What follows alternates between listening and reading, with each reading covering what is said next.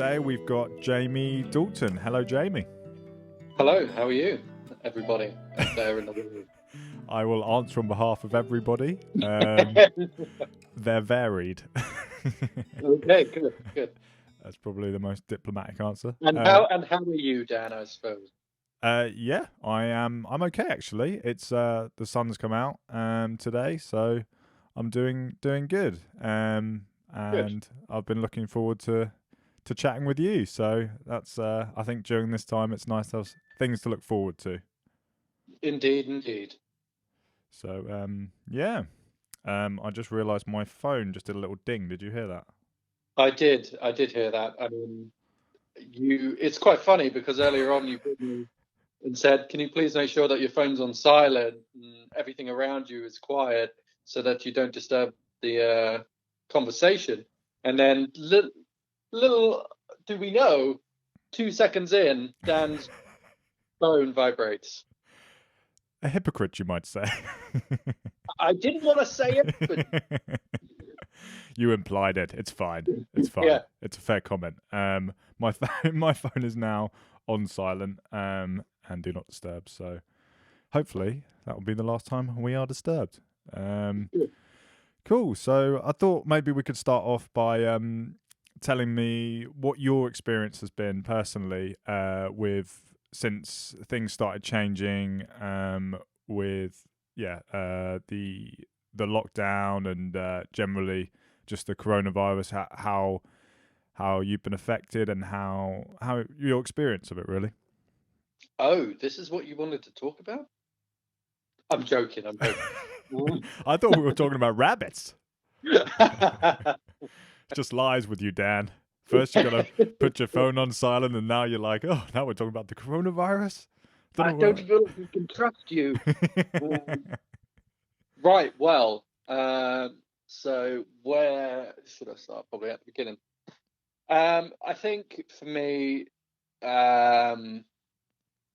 anxiety's been quite a big one for me with this whole thing. I have quite bad health anxiety as it is anyway. And I think this kind of just topped it off for me at just a bad time with everything that was going on. Right at the beginning, before we'd even gone into lockdown, before it was even like a problem in this country, I was, Googling on news all the time, looking at all these different articles on COVID-19 and stuff like this. And I was basically just worrying myself. And I kept on saying to my partner, I was like, maybe we should get gas masks. Going a bit far, but she let me buy some gloves at least. So, she met me halfway. So yeah, no, that's kind of how it started.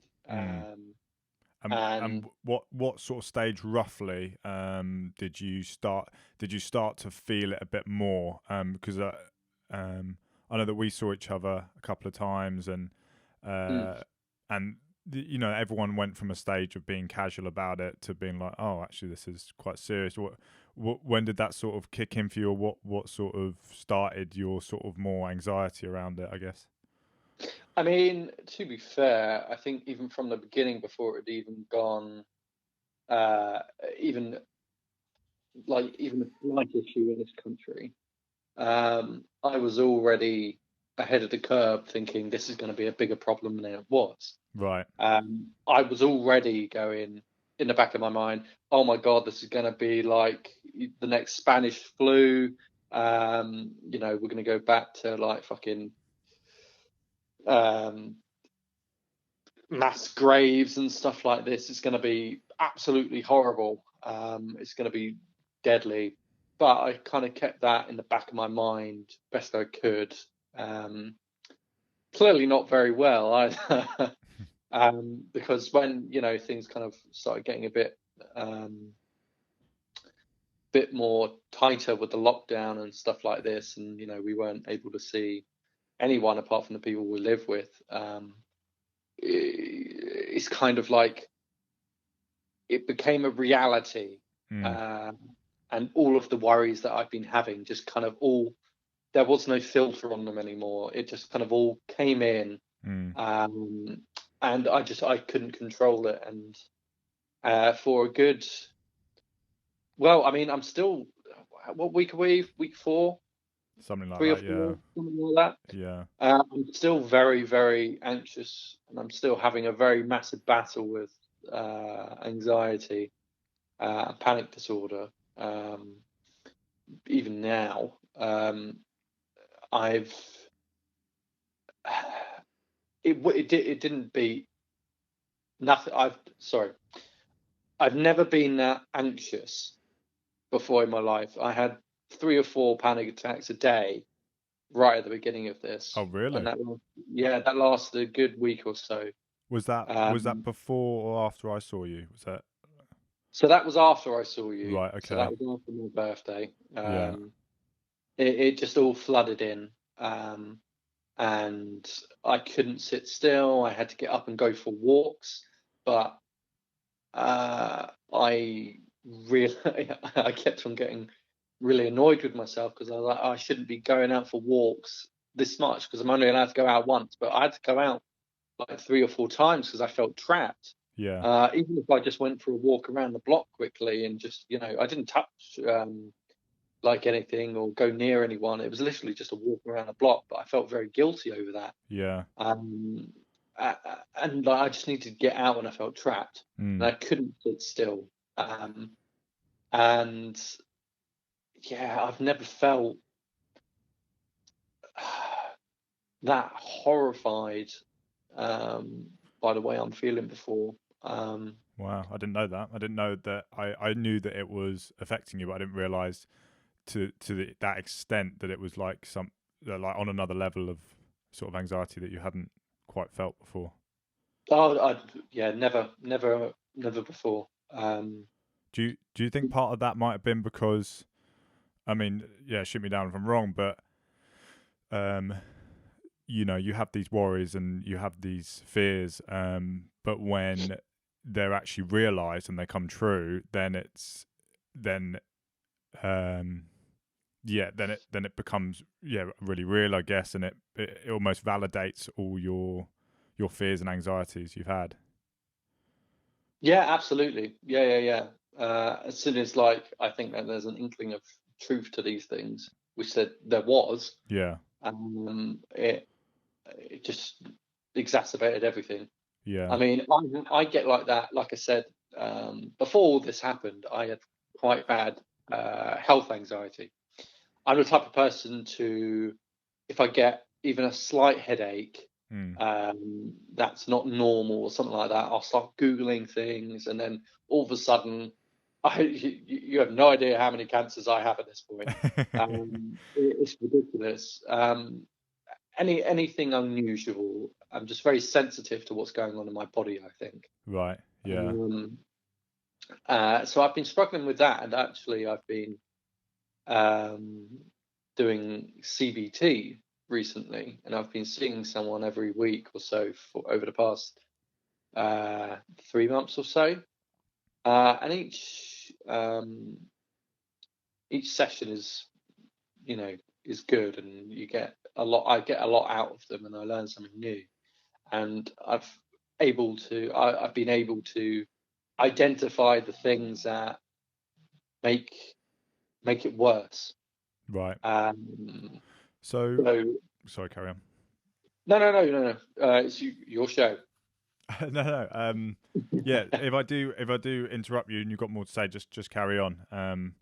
I'm just jumping in when there's a gap. If I think there's Sure, something to ask or, um, sure.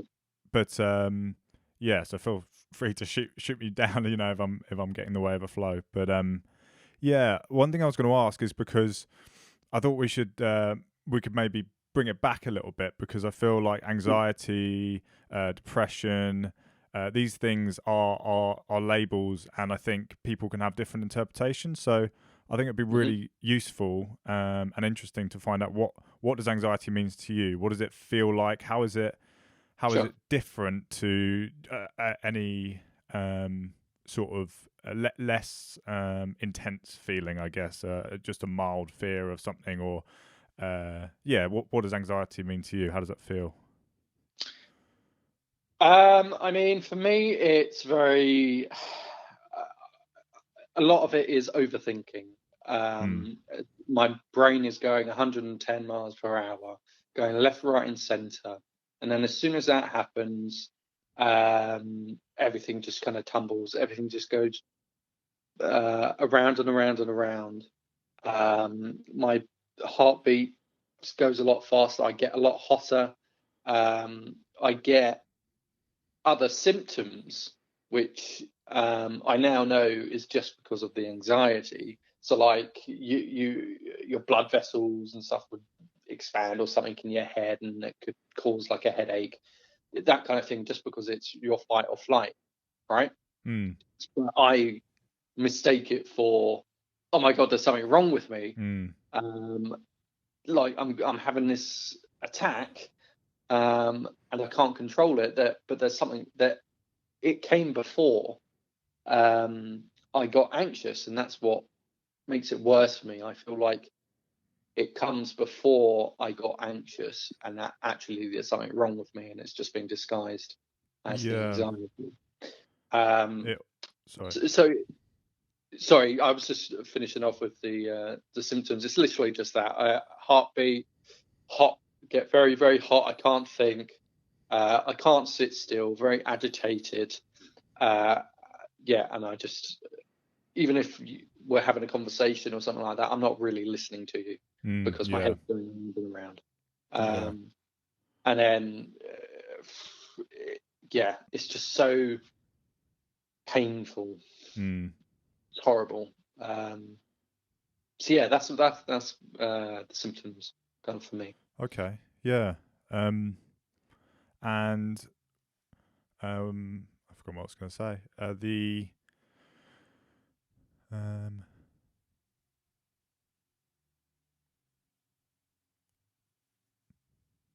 Wow, I've That's stumped you. that was a long silence there.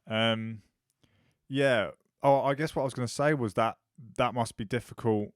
It sort of seems to add another thing with health anxiety, because people who have anxiety maybe about other things, Mm, if they, I'm not downplaying any other types of anxiety, I'm just saying it's different, but it seems that if they've got an anxiety about um, something exterior, let's say it's social situations, or like crowds or something like that, um, then the anxiety kicks in, and then that's like a signal, or maybe they know to try and avoid crowds, they know their trigger. But it seems like for you, because it's health anxiety, once you start getting the anxiety, whatever situation you're getting it in, that mm. it's then like a cycle, because then you're feeling worse, and then you've like something wrong with me, and it's like a it's the anxiety is towards what's happening inside you anyway, so then it can spiral a bit more.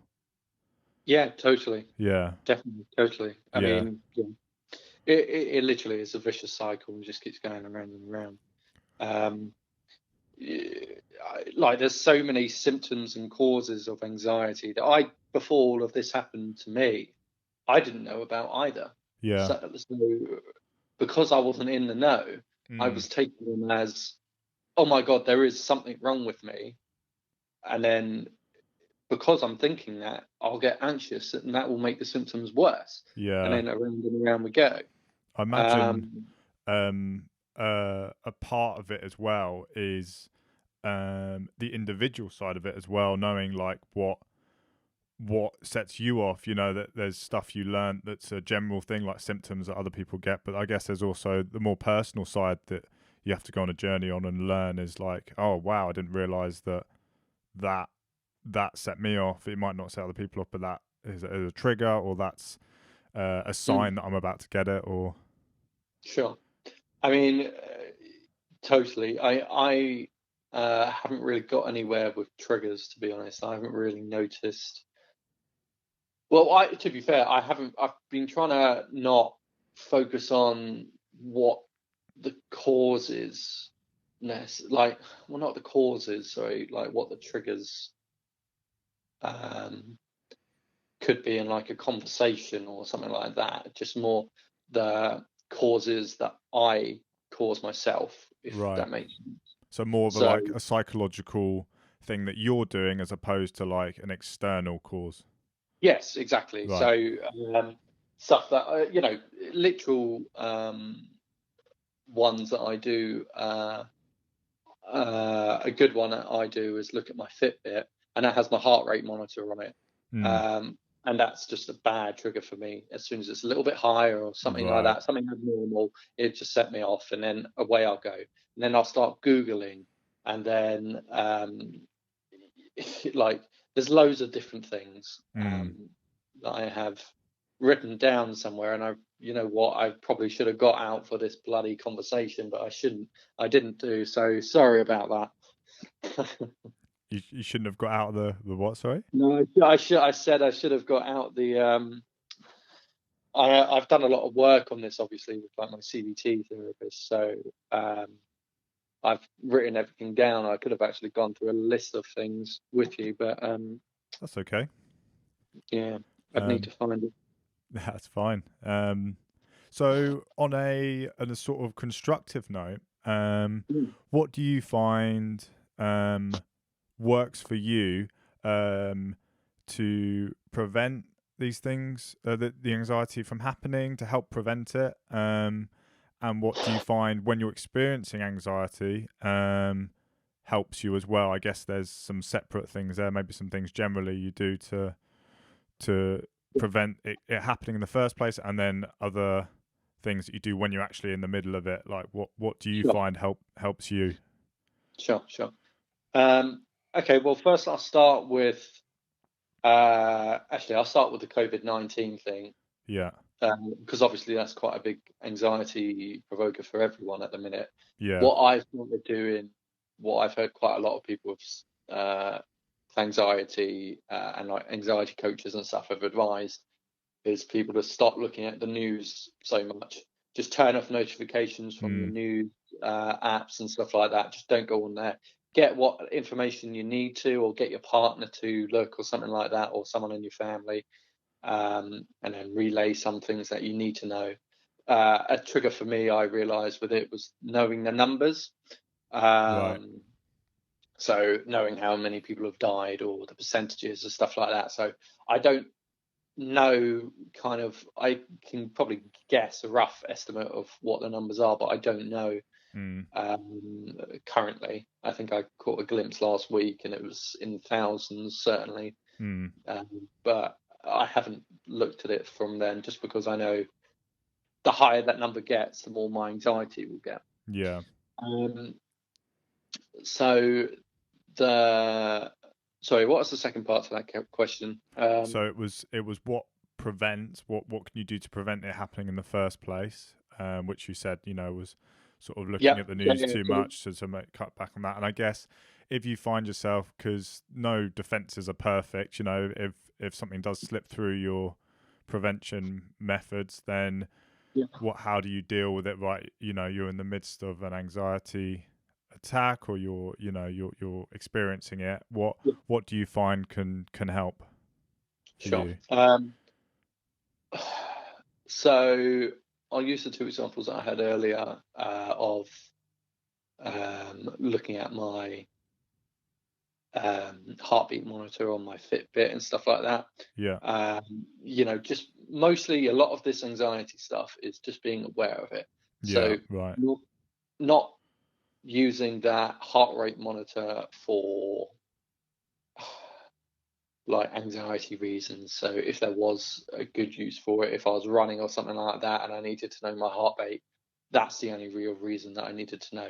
So actually what I've done recently is taken that heartbeat monitor bit off of the front page of my Fitbit, so that when I look at the watch, it's not one there. Another thing that I've done at the minute is I've stopped watching TV shows that probably aren't very good for me. So I'm a very big fan of watching like medical shows like ER and House and stuff like that. I've stopped watching these things recently, just, well, at least for a while, just because it triggers me. Yeah, I can imagine it giving you like a shopping list of things that you could have. Oh, literally. As soon as I started watching House, I'm like, oh my God, I didn't even realize that was a thing. Jeez. Oh, Hugh Laurie, why are you doing this to me? Literally. So yeah, prevention. No, what was it? So that's like prevention. And then let's say you're in the middle of an anxiety attack, or you're feeling it. What do you do once you're already in it and you're feeling what helps you? Like, is it be taking yourself away? Is it going for a walk? Is it, what do you find that can be effective for you once you're already in that feeling of anxiety? So I think, interestingly, what I was doing, which didn't work, was that I was trying to ignore the feelings. Right. I was trying to ignore it and get on with what I was doing, and just kind of push it aside. So distracting myself. So going for walks and like taking my mind off it, listening to something, listening to music, doing this, doing that, trying to push it to one side. But then it would always come back Right. later if I didn't address it. And that's where I feel like I was going wrong. So what I've been practicing, and it's tough, I tell you, it's really not been easy. No. Is accepting the feelings of anxiety and knowing that it is anxiety I'm suffering with, and that it's something more deadly, and that that's anxiety is going to make me feel awkward and horrible, and these feelings are going to be just awful to sit through. Yeah. But accepting them, and almost quite a lot of people say, almost speak to the anxiety and say, come at me, do the best that you can do. Kind of challenging it. And I find that, I mean, it helps in a way, but I've only just kind of started doing this little challenging bit. And to be fair, it's really not easy, but I found that it has helped me quite a lot already.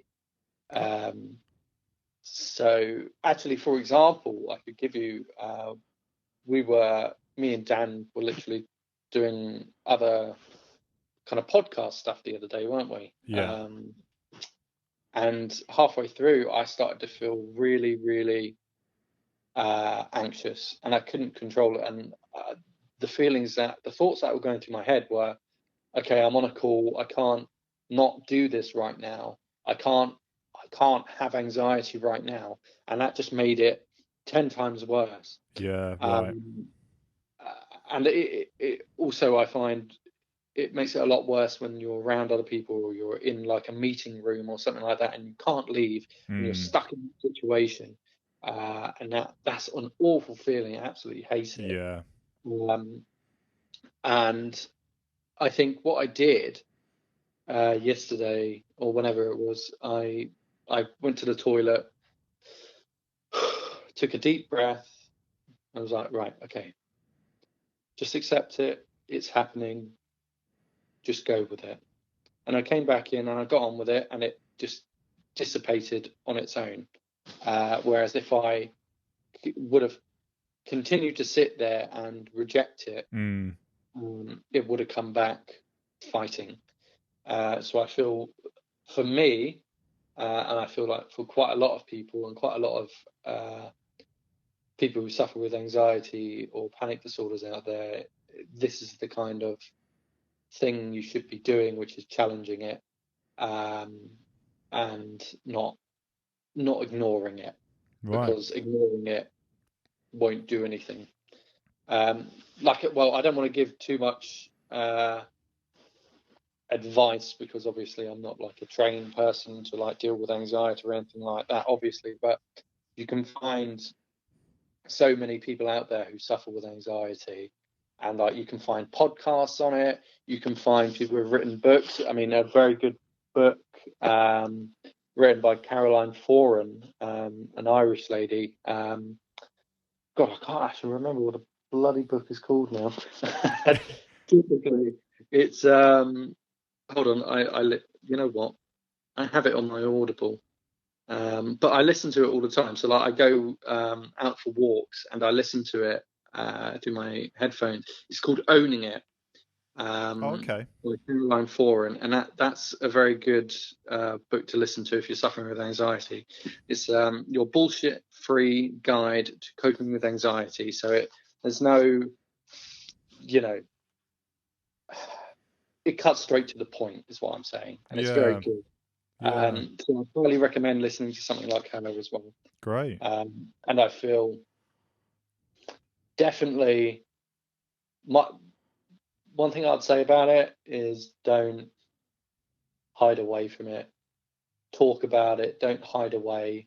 Talk to other people about it. Talk about your feelings. Be honest with yourself as well, and don't be harsh on yourself, because I can be quite harsh on myself. Because I've actually been doing very well recently. The other day, when actually I got very anxious, I got a weird feeling under my left arm, which is probably something like a pinched nerve or something like that. I don't really know. But I noticed myself straight away going straight into my old bad habits. I started Googling things. I literally checked my heart rate. I was doing all these things, and I was looking for reassurance in my girlfriend. Am I going to be okay? Blah, blah, blah. Should I go to the doctors? And it's gone now. But at the time, I was very, very scared and anxious, and I worked myself up into a massive state. And I spent the rest of the afternoon in bed because I got depressed that I'd taken like 5 steps back, when actually it's a long road. There's going to be ups and downs to it, and I shouldn't be so harsh on myself. And today I feel great. I That's woke good. up, I did all the right things. I'm trying a lot of meditation now. I also tried yoga for the first time the other day. That was interesting. That was a sight. The warriors, those warrior ones, those are good. That's a good pose. Sexy pose. Oh yeah. So yeah, no. Basically, there's a lot. There's going to be a lot of. It's not going to be an easy road, is what I'm saying. But if this is what you want, and you want to beat your anxiety, then you gotta not give up. You gotta keep fighting, I suppose, is what I'm saying. Yeah. And it's really like what you were talking about before with one of the most effective ways you deal with it being just recognizing what it is. And the book as well, it seems to be a similar thing, like owning it, like knowing what it is. Another friend of mine, she suffers with anxiety, and she sort of put it, just call a fish, you know. I think the old saying is a spade, but yeah, hers is call a fish, and it's, I guess that sounds very similar to yours. It's like recognizing what it is when it comes along, can prevent it from sort of taking over. Yeah, absolutely. I can't say I've mastered the the call a fish yet, but No. I'm working on it. Yeah, it's difficult, but Yeah. just day at a time, and yeah, just keep going, keep fighting. Freedom. Yeah, yeah. It's probably one of the hardest things I've had to deal with in my life so far. I mean, there's a long list, but let's not go into that now. But it's definitely up there. This has been definitely one of the hardest things I've had to do, and I suppose the difficult thing really for me was the acceptance, was saying, you know what, this is anxiety. this isn't something else that's going on here. There's nothing more sinister that's going on, and accepting that. And once I accepted that, you can actually start moving forward, because until you do, you can't go anywhere and you're rooted to the same spot you've always been. So don't get me wrong. Like I said, I still have bad days, and I still think maybe going with Bupa would be a good idea for me. But you know, baby steps here, baby steps. You know.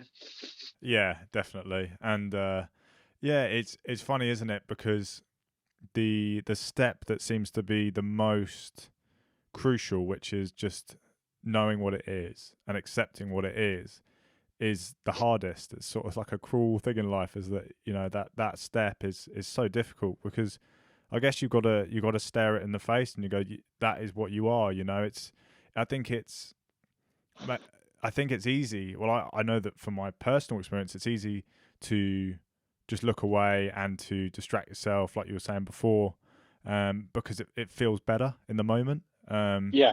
We're not, you know, not inclined to do things that feel bad, and staring something in the face and really sort of writing it out and knowing this is what it is difficult. You know, it's a lot easier to just pick up your phone and watch a video, or to whatever way you distract yourself. But actually staring it in the face is so hard. Definitely. Yeah. Well, yeah.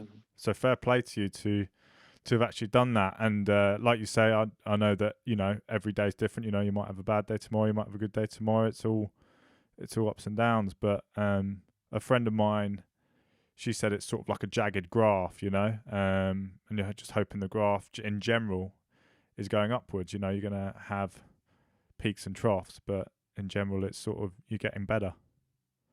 Yeah, absolutely. I'm sure my line is going up also. I mean, I can tell it already is. So I feel a lot better for it. And I suppose, like, yeah, it's literally that thing of understanding the thing, understanding what you're going through more as well. Because I didn't know that quite a lot of symptoms that I was getting was down to anxiety. So actually, that's luckily I was able to speak to my partner about these things, who also suffered with anxiety, and well, still does, but she's able, you know, she's had these practice. Well, she's practiced it for so long now that she can deal with it very well. But I luckily can speak to her about these things, and she was able to Google in the right way, because there is a right way to do it apparently. And she showed me the amount of, like, the list of symptoms that could be caused by anxiety, and the list was ridiculous. I didn't realize how long it was. And like even stuff like the IBS, and like the link between IBS and anxiety, and doctors still don't quite understand the link, but there is a link there, and they're sure of it. Do you think that a lot of people, obviously, you know, we don't know the statistics, we're not scientists, and we haven't interviewed every person, but just from your perspective, do you think there's a lot of people that have anxiety that are unaware of it? Is there people you meet, and obviously, you know, I don't want to go around diagnosing everyone, but just in general, do you get a feeling that as a society, there's a lot of anxiety going on that people just aren't aware of? Like you've taken that brave step to go, this is what it is for me, and I'm struggling with it. It's never going to be perfect, but do you find that with people you meet, or just in general? I feel like people are still ashamed of it. Yeah, I suppose, just like I was as well at the time, and that's why you know, I wouldn't. Like it definitely got a lot worse in the work place for me as well before it got worse. Like I can definitely remember going into meetings and stuff like that and being so anxious that I wasn't listening to anything that was going on. I was just trying to control myself and not getting up and running out the door. So what do you think that shame is? Like, why do you think? Because that comes up a lot again with people. I think there's a difference with work, because I think work, you kind of want to feel like capable, and I like, you don't want to feel like your bosses or whoever think that you can't do something, or like things are too much for you. So I think definitely the work stress is a big trigger and factor in it. Well, it was for me. I don't know about anyone else. But when I started talking to people about anxiety at work, right, I realised I wasn't the only one. right. And there was 2 other people at my work, and it's not the most massive company. There's what, 25 to 30 of us in one office. And there's what, 3 of us with anxiety. What's that? 10%. So that's just in a small office. So I think there's going to be a lot of people out there who suffer with anxiety. Do you think... I don't know whether or not it will have peaked yet, because I feel like it will peak for each individual different times. But maybe, I mean, there's a difference between healthy anxiety and not healthy anxiety, and my anxiety is not healthy, but anxiety is and can be helpful. I guess fear is another way to put it, like a healthy fear of something. Yeah, exactly, and that's healthy, and that we shouldn't get rid of it. And there was that thing my CBT therapist said: if you could turn it off, just turn off all anxiety for the rest of your life, would you do it? And at the time, I was like, hell yeah. Yeah. Yeah, just turn it off. I'd be fearless. I'd be amazing. Yeah. But thinking about it now, probably not. No. Like you need anxiety, you need fear to drive you forward in a healthy way. And also, like obviously not so much nowadays, but that's where the anxiety and fear comes from. Like the flight or fight response. Like we needed it back in the day for running away from animals or fighting, or you know what I mean. But we don't need them nowadays. But we haven't evolved out of it. Culture's faster than evolution. Absolutely. Yeah.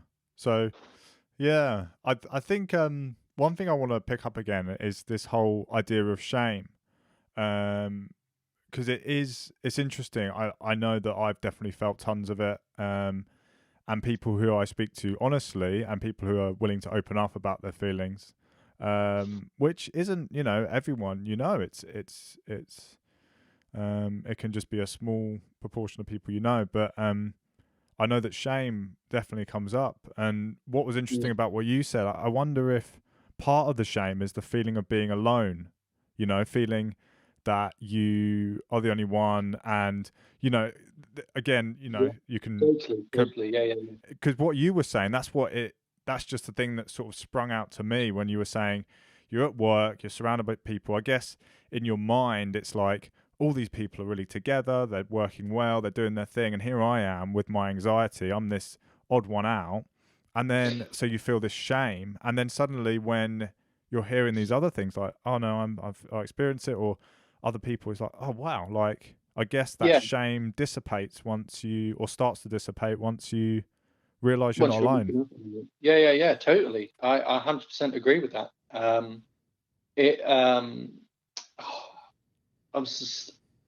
I was thinking just then as well of something, and it's just completely left my mind.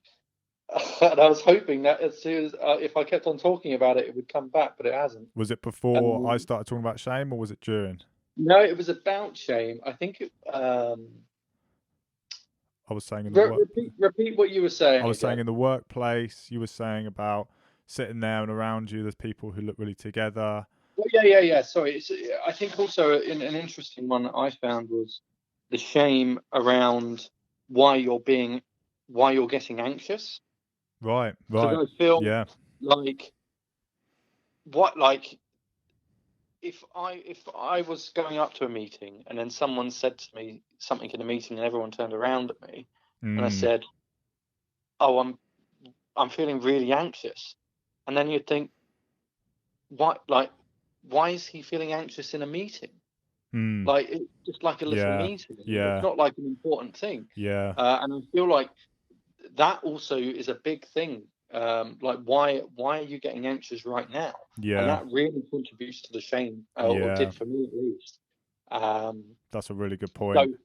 so when I did speak to people about this at work, like I felt so much better about myself, especially with the shame, Mm. knowing that I wasn't the only one who, like, just like in little meetings, or just like not even like a big town hall meeting, sorry, which is what we call like when we all get together, but like when like a couple of departments get together, or like you know what I mean, something that you shouldn't get anxious about, you're getting anxious about.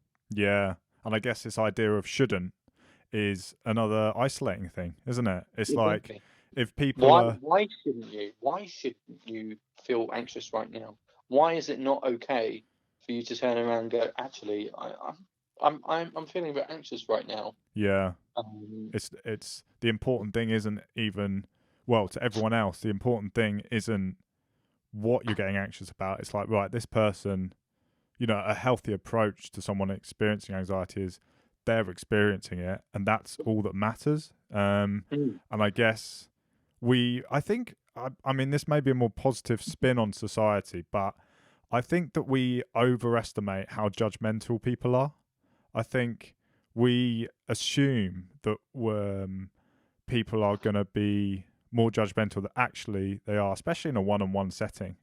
I can recall very few times in my life opening up to someone, and in a one-on-one setting, and them like fulfilling all my worst fears of being super judgmental. Um, mm. and I think most people, again, this is just a more positive spin that I see, but most people, I think, respond well and are sometimes grateful for opening up. But I suppose anxiety, when like because we're talking about anxiety, Yeah. when you're anxious about these things, Oh, yeah.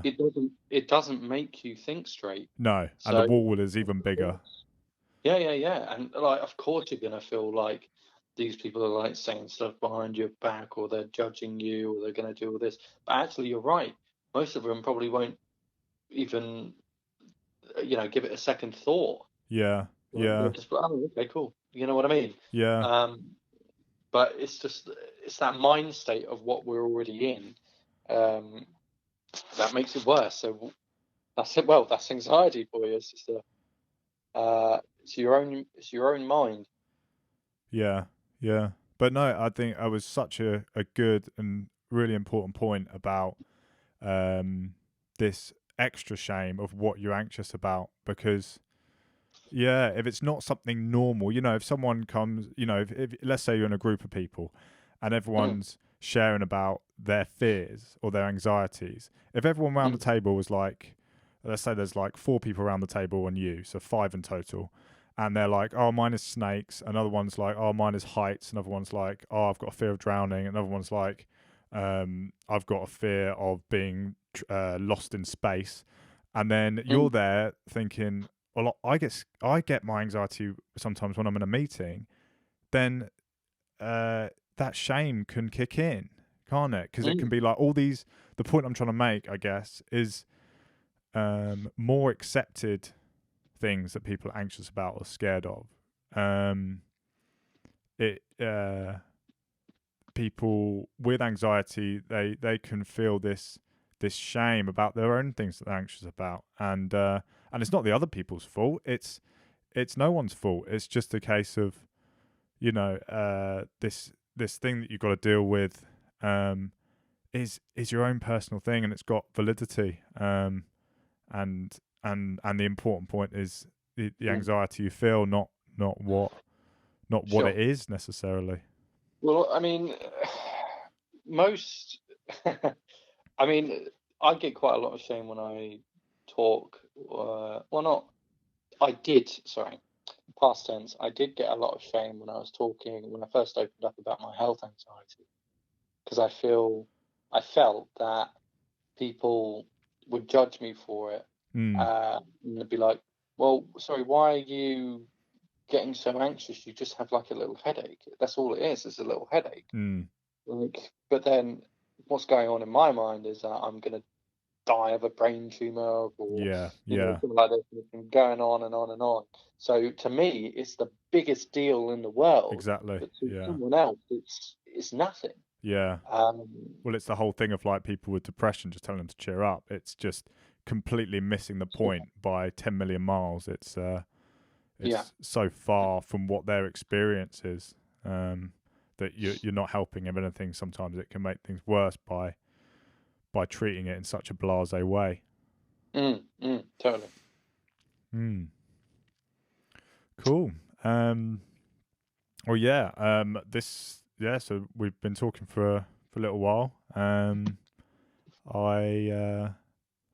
I think there's been amazing things that we've talked about here. I'm happy to sort of bring this one to a close now, unless there's any other things that have sprung into your mind.